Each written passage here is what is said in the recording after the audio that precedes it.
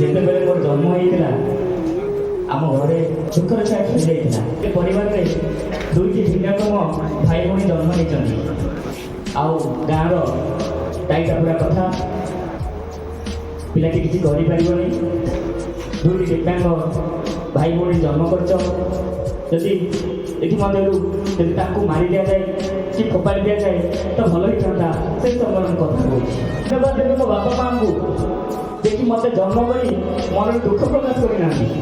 ମୁଁ କହିବି ଦୁନିଆର ସବୁଠୁ ଯୋଦ୍ଧା ହେଉଛି ମୋ ମା ବାପା। ମୋ ମା ବାପାଙ୍କ ପାଇଁ ମୁଁ ଆଜି ମଞ୍ଚରେ ଠିଆ ହେଇପାରିଛି। ଆମେ ଦିବ୍ୟାଙ୍ଗ ନୁହଁ, ଆମେ ସକ୍ଷମ ଦେବତାର ଅଙ୍ଗ। ମୁଁ କାଳିଆ ସାନ୍ତ ହଉଛନ୍ତି କଳା ବାମନ।